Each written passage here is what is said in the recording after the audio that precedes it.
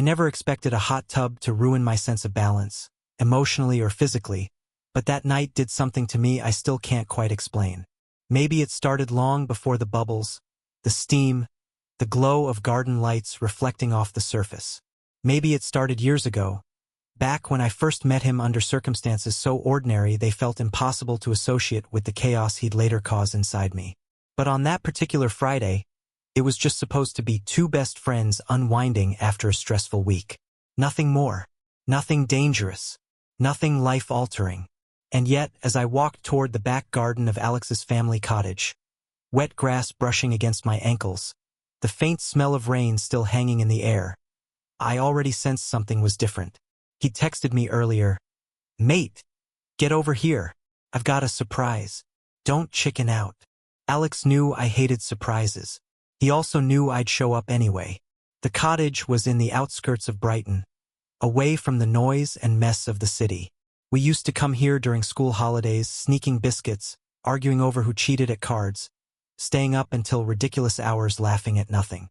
Now we were older, proper adults supposedly, and yet whenever I came here all of the old versions of me seemed to walk alongside the present one. The sliding door to the garden was already open. Warm light spilled onto the patio, casting long shadows across the paving stones. Then I heard it water bubbling. Loud, lazy, inviting. "Oh, you've got to be kidding me," I muttered before I even fully stepped out. And then I saw him. Alex leaned back in the hot tub like he owned it. Shirtless, obviously. His hair damp, sticking to his forehead in a way he probably didn't even realize was stupidly attractive.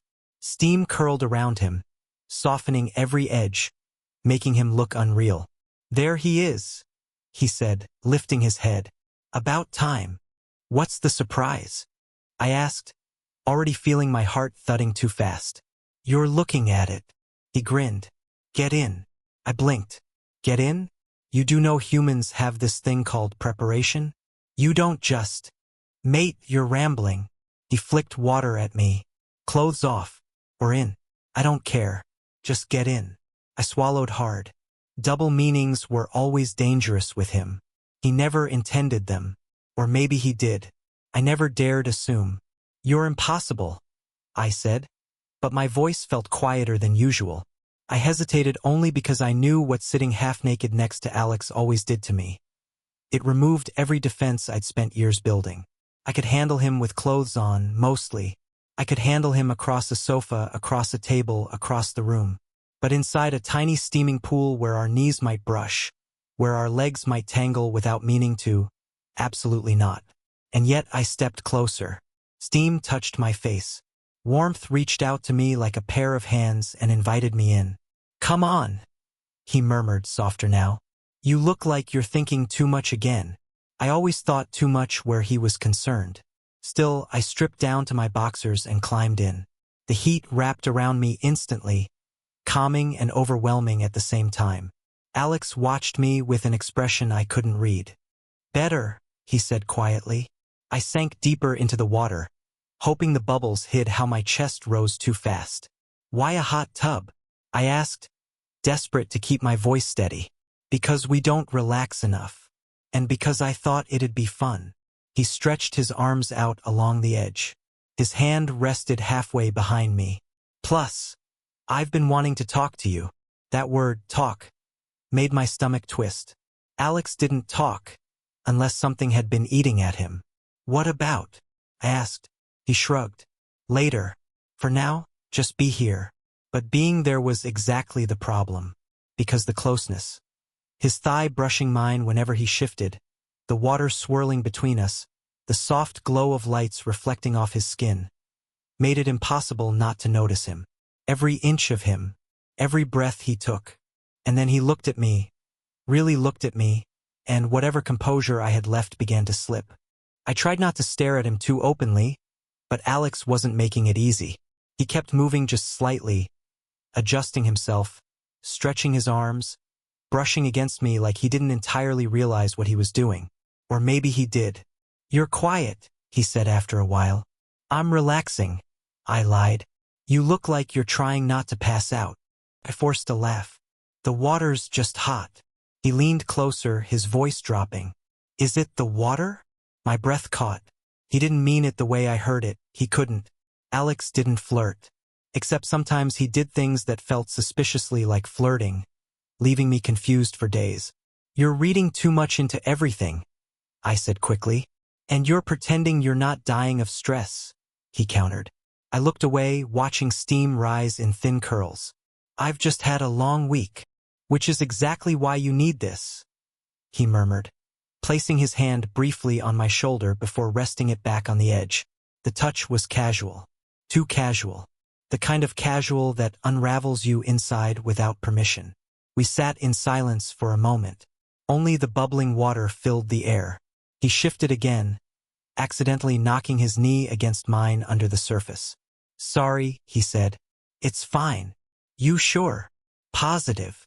But the truth was, it wasn't fine. It was destroying me slowly and gently like water wearing down stone. Every accidental brush sent another current through me. The cottage lights glowed warmly through the windows, and beyond them, the dark stretch of the garden lay quiet.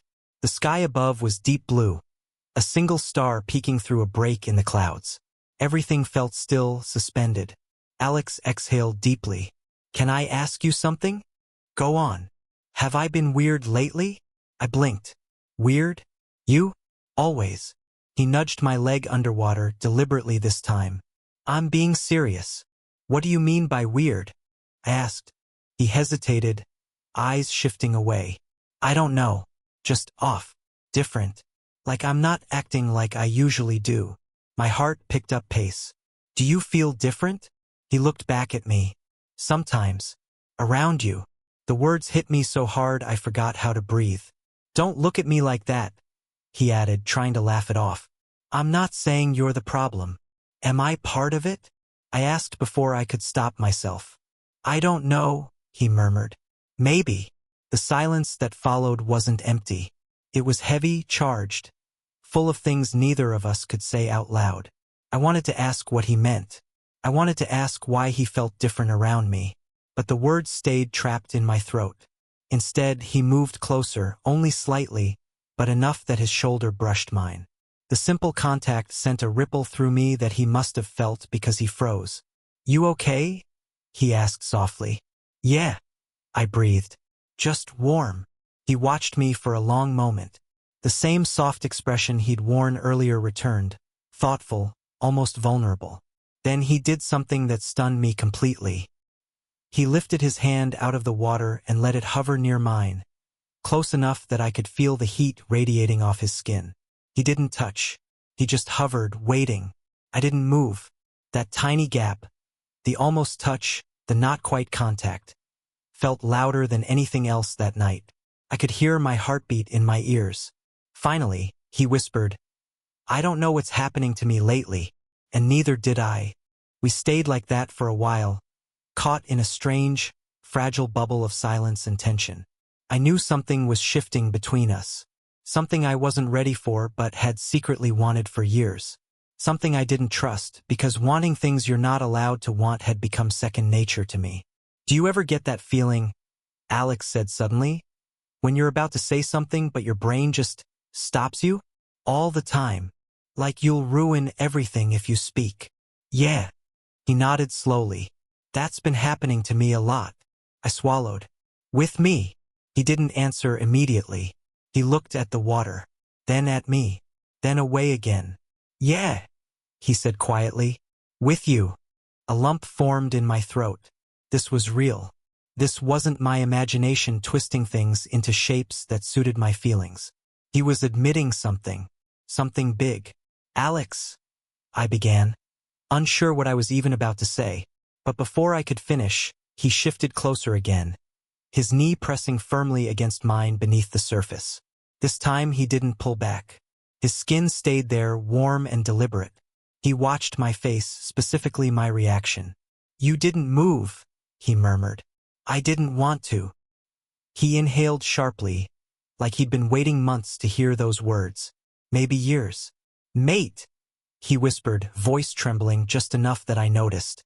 What are we doing? I don't know. But you feel it too. It wasn't a question. I nodded. The relief in his eyes was subtle but unmistakable, like a weight he'd been carrying finally loosened, even if just a little. He leaned back, running a hand through his hair.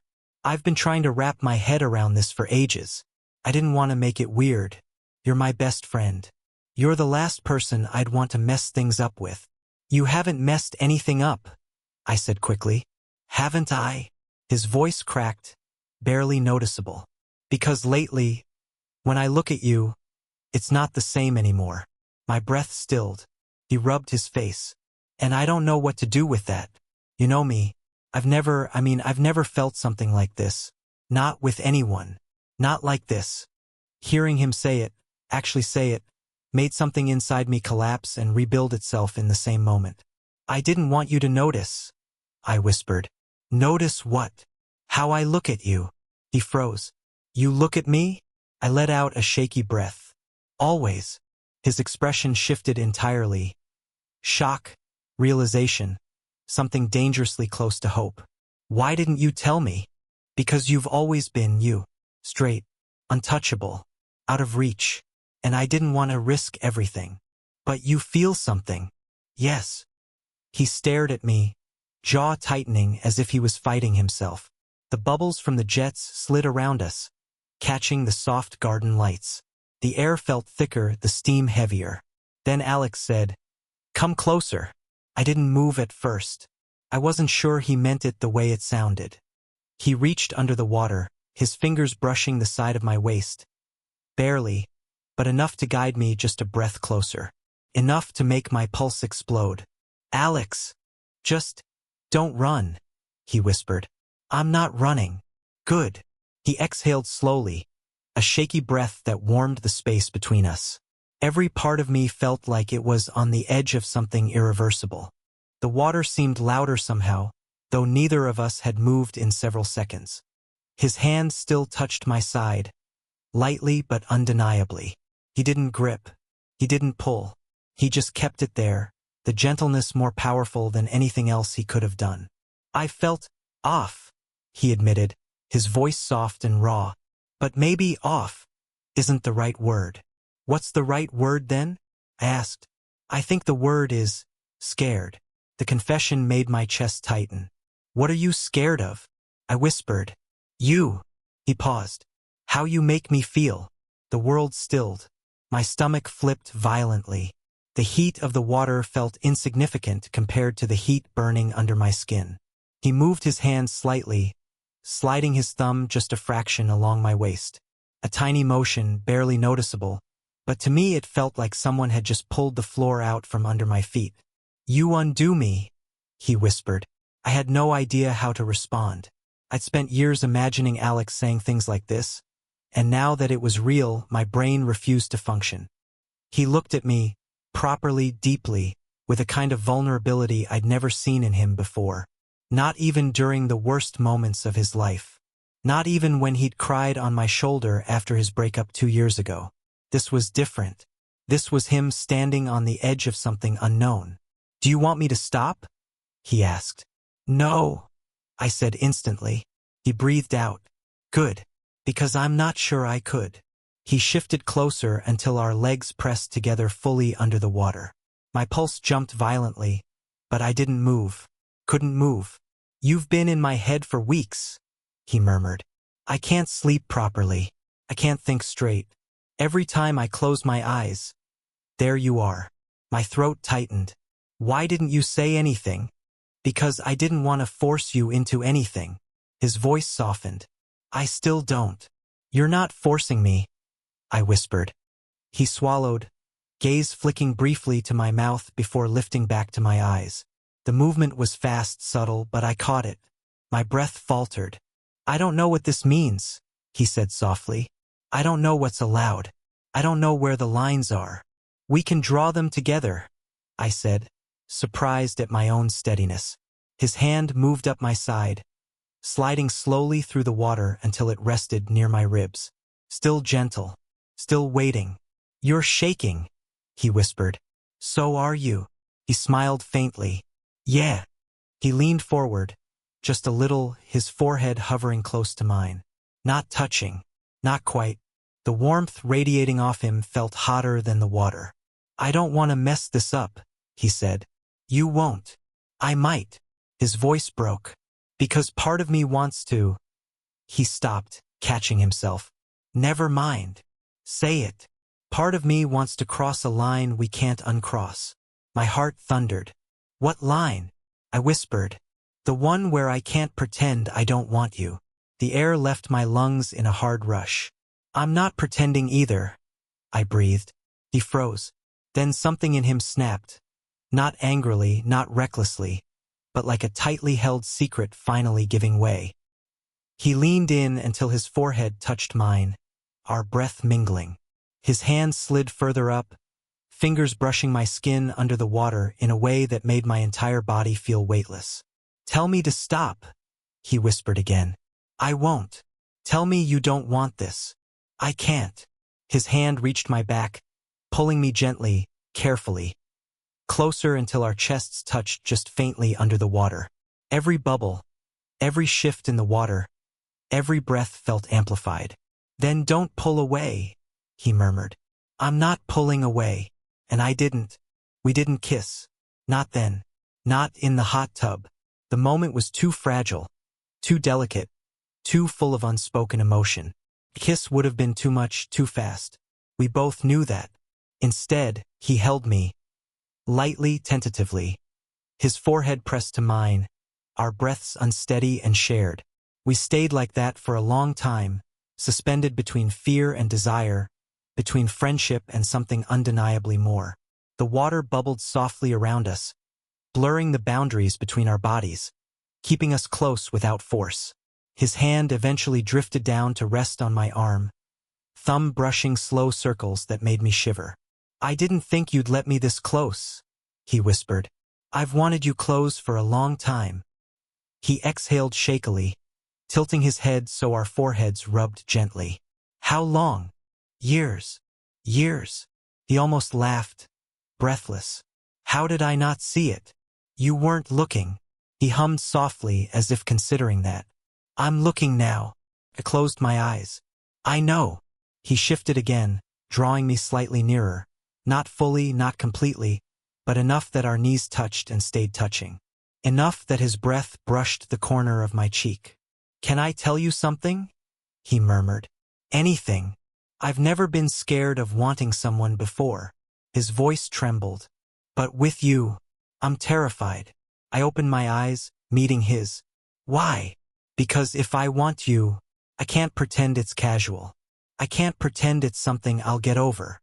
He paused. "You're not someone you get over." My chest tightened painfully.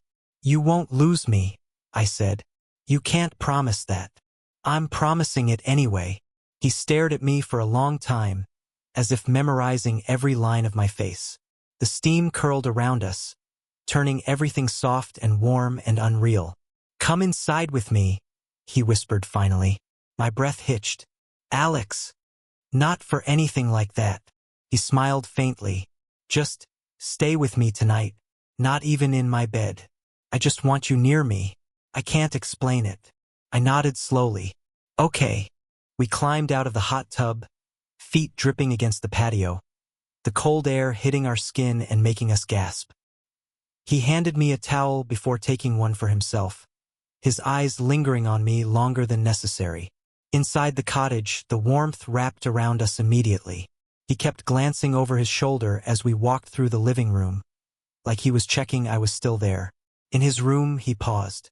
"You can take the bed," he said. "I'm not taking your bed." He hesitated.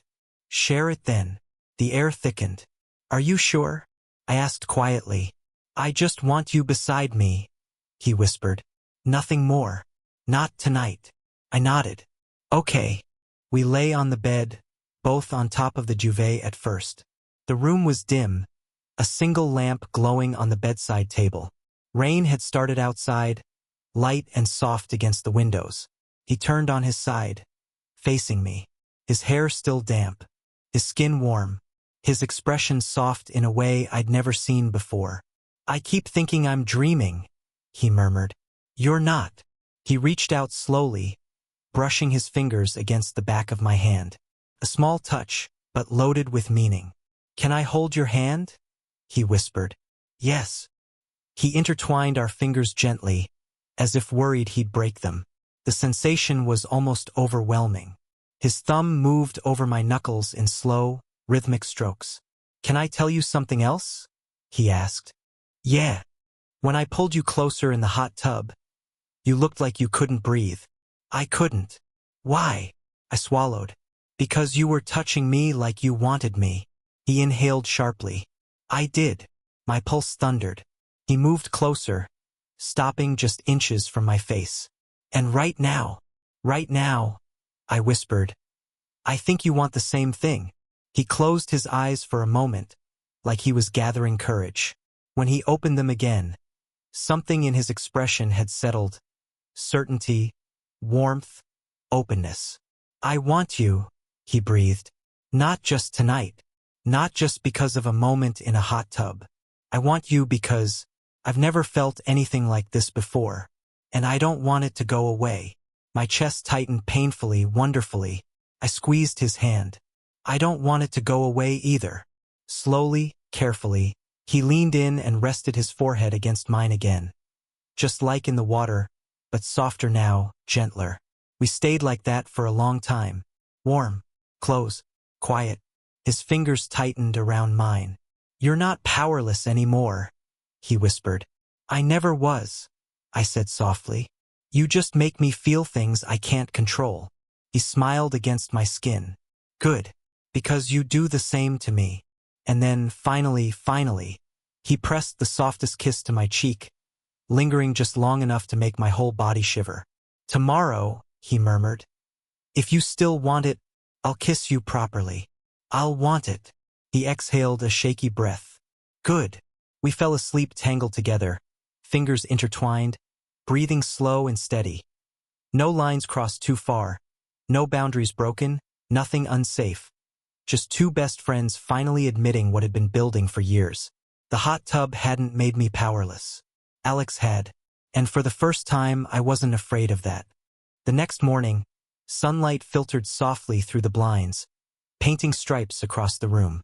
I woke up half-tangled in the blanket, my hand still brushing against his. He was asleep on his side, head resting near mine, chest rising and falling slowly. For a moment, I just watched him, feeling that strange mix of calm and chaos. I hadn't expected mornings like this with him. Not in a million years. We'd always been friends, safe, predictable. Now, the room carried the weight of everything we hadn't said, and my heart was still thumping from last night. I didn't move. Not yet. I wanted to memorize this moment, this quiet before the storm of feelings fully caught up with us. Finally, he stirred, opening one eye lazily. "Morning," he whispered, voice scratchy. "Did you sleep okay?" I smiled softly. "Better than I thought I would." He sat up slightly, running a hand through his damp hair. "Good. I wasn't sure you'd be comfortable staying over after, well, last night." "I wasn't sure either," I admitted. "But here I am." His grin was faint but full of something I couldn't quite name. Relief, maybe. Or triumph. Or perhaps just the quiet satisfaction of finally having me near. We sat in silence for a while, sipping coffee I'd insisted on making, each of us careful not to break the fragile balance between friendship and something more. Every glance, every small gesture carried 1,000 unsaid words. Over the next few days, everything changed subtly. We were still friends, we still joked, teased, and argued over small things, but every casual touch felt heavier. A hand brushing mine on the couch lingered too long. A look across the kitchen counter made my stomach flip. One afternoon, we went out for a walk along the nearby cliffs. The wind whipped through our hair, carrying the salty tang of the sea. He kept walking just slightly behind me, but whenever I turned, he was there, catching up effortlessly. "You're quiet," he remarked at one point. "I'm just thinking," I said. About this?" I muttered, gesturing vaguely between us. He smiled faintly. "Yeah, me too." The confession was in the way his eyes lingered on mine longer than necessary, in the subtle tilt of his body toward me, in the way he adjusted his pace so we never quite left each other's side. When we reached a secluded part of the cliff, I stopped and looked out at the horizon. The waves crashed violently against the rocks, a rhythmic sound that matched my own racing heart. He stopped behind me, close enough that I could feel his warmth, but he didn't touch me. "Do you ever feel like things are moving too fast?" I asked. He laughed softly. "Everything feels fast when I'm around you, but maybe that's not a bad thing." I turned slightly, meeting his gaze. The wind tugged at our hair, and for a moment, the world felt smaller, just the two of us against the crashing waves. That evening, we ended up back at his place, the faint smell of rain still clinging to our coats. I was tired, yes, but my mind refused to rest. I kept replaying moments from the past week. The hot tub, our hands brushing, the way he looked at me when he thought I wasn't noticing. We settled on the couch with blankets and a mug of cocoa each. He leaned slightly toward me, and I felt that familiar ripple of emotion through my chest. "You've been thinking a lot," he said softly, almost teasing, almost serious. "I have," I admitted. "I can't help it." "About me?" I froze. The words were too easy to say aloud. "Yes." He didn't reply immediately. Instead, he shifted closer, his shoulder brushing mine gently. "I've been thinking about you too," he said quietly. "Every day. Every time I catch myself alone, I'm wondering what you're doing, what you're feeling." The honesty in his voice made my chest tighten. It was overwhelming and comforting all at once. I turned toward him fully, the blanket slipping slightly from my shoulders. "You make it impossible to act normal," I murmured. He smirked, a little sheepishly. "That was the plan all along." And I believed him. A week later, we found ourselves back in the backyard, the hot tub waiting under the warm glow of the garden lights. I hesitated at first, remembering the last night there, the emotional storm it had created. "You okay?" he asked, noticing my pause. "I think so," I replied. "I just remember last time." He grinned. "Me too. But this time, maybe we can just enjoy it." We slid into the water together, this time more deliberately, more willingly. There was laughter, playful splashes, teasing remarks, but also a quiet intimacy that hadn't existed before. Every glance and brush of skin under the water was charged, every small touch amplified. At one point, he nudged me gently with his shoulder, smiling when I gasped. "Still powerless?" he teased. I rolled my eyes, laughing, but my heart raced. "Maybe a little." He leaned closer, forehead resting against mine above the water. "Good," he whispered, "because I don't plan on letting you go." I could only nod, the warmth of the water and the warmth of him around me blurring everything else in the world. Days turned into weeks, and our relationship shifted quietly but undeniably. We were still friends in many ways, still teasing, joking, laughing, but now we shared something else, too. Subtle touches, late-night conversations, lingering looks across rooms, and that unspoken promise that neither of us wanted to break. One night, sitting on the couch, he rested his head on my shoulder, careful, tentative. I felt a shiver run through me, not from the chill in the room, but from the closeness, the intimacy, the fact that he was here, finally allowing himself to be vulnerable. "I never thought I'd feel this way about you," he murmured. "Me neither," I admitted. And yet it's perfect?" I smiled, leaning my head against his. "Yeah, somehow it's perfect." We stayed like that for hours, hands intertwined, talking softly, laughing quietly, and simply being together. It wasn't loud. It wasn't explosive. It was just right. The hot tub had started it all, the night we were both overwhelmed and exposed. But what followed was something deeper. Trust, comfort, love, and the slow burn of two hearts finally admitting the truth. By the time the night ended, we were closer than ever, and I realized that I had never felt powerless in a good way before. This him was something I didn't want to escape, something I wanted to hold on to forever. The drive to the cabin was quiet, filled only with the soft hum of the engine and the occasional teasing comment from him when I cracked a joke I didn't think was that funny. The road wound through rolling hills, trees streaking past in shades of gold and brown, the early fall chill brushing against the windows. I felt a nervous thrill, the kind that settled in my chest when I knew something was about to change, something unsaid hovering in the air between us. When we arrived, the cabin stood secluded near the edge of a small lake, smoke curling lazily from the stone chimney. The air smelled of pine and water, crisp and almost intoxicating. He stepped out of the car first, stretching his arms over his head, eyes catching mine with that faint, knowing look he always wore. I tried not to feel my stomach flip, but it was impossible. Inside, the cabin was cozy, rustic yet inviting. A small fireplace sat ready in the corner, and the kitchen smelled faintly of wood polish and something sweet that lingered from someone's previous visit. He flopped onto the couch, kicking off his shoes, and smirked at me. "Welcome to our private getaway. Just you, me, and the wilderness. No interruptions." I laughed, shaking my head. "You make it sound like a spy mission." "Exactly," he said, leaning back, stretching in a way that made the sleeve of his shirt slide slightly up his arm. "A very dangerous mission, too." His eyes sparkled, mischievous but also something else, something softer, waiting. Breakfast the next morning was quiet but full of subtle tension.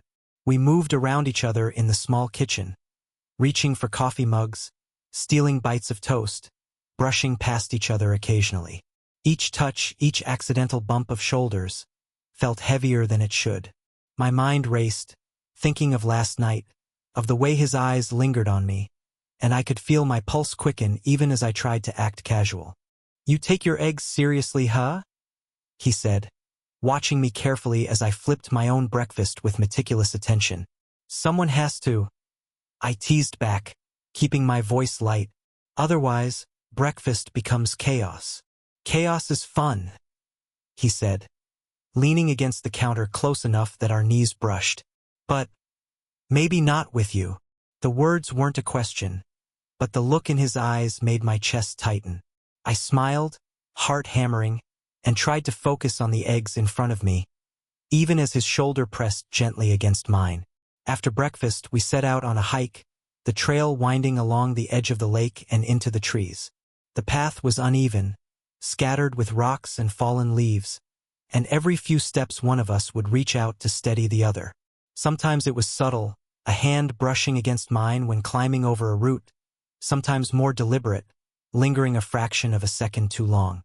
Every touch made me aware of him in a way that was both thrilling and terrifying.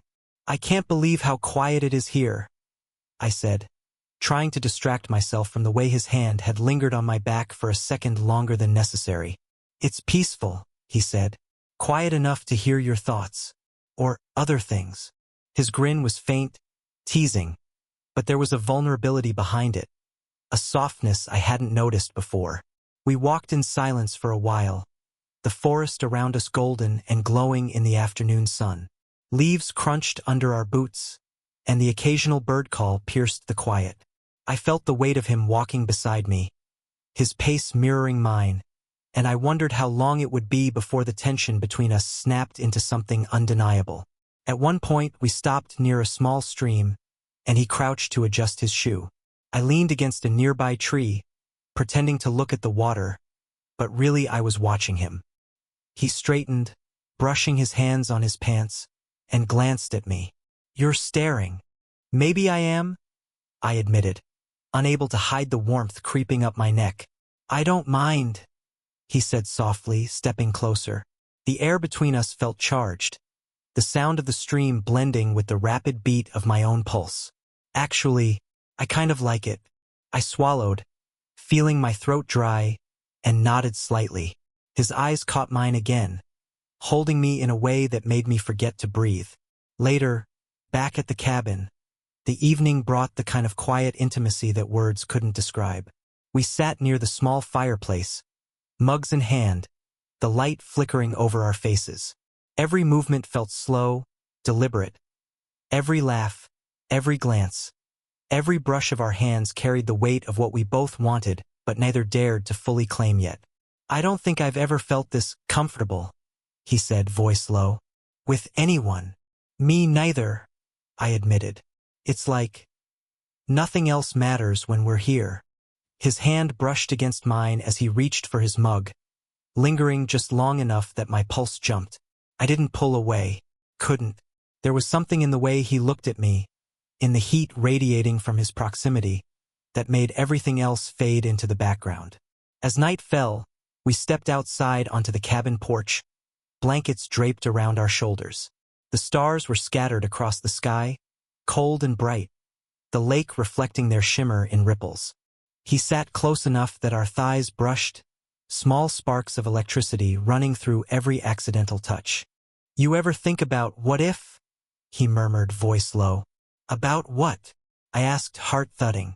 "About us," he said simply, letting his hand hover near mine. "If we let this happen. If we stop pretending it's just friendship." The words hung in the air like a fragile promise. I felt the heat of his shoulder, the warmth of his hand so near mine, and my breath caught. "I've thought about it," I whispered, voice trembling slightly. "More than I probably should." He smiled faintly, leaning closer, his forehead brushing mine as we both exhaled slowly.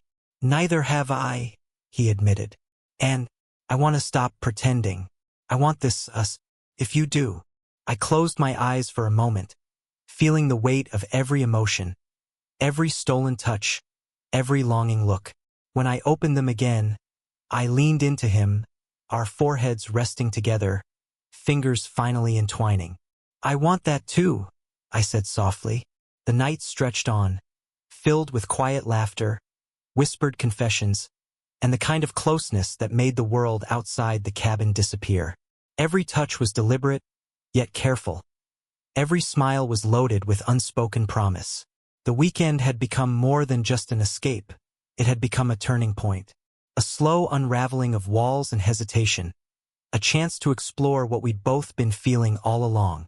And as we finally settled into our shared blankets, the soft warmth of his body against mine, I realized that for the first time, I felt completely safe and completely alive, powerless only to the force of what we were slowly, inevitably becoming.